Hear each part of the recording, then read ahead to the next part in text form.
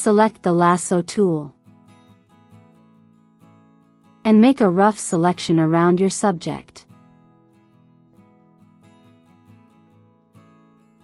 Press Ctrl plus Shift plus J to cut out the selected area in a new layer. Create a solid color layer. And pick a background color.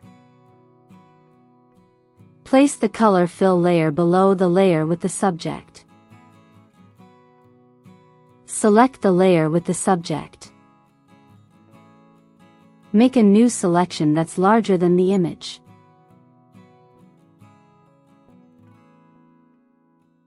Press Ctrl plus Alt and click on the thumbnail of the subject layer. This area is now deselected. I feather the selection by 20 pixels, because I find that this gives a better result.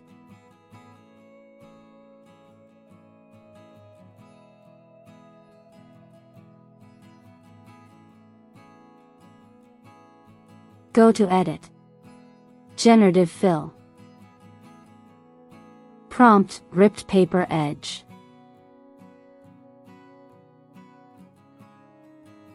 You get 3 different results.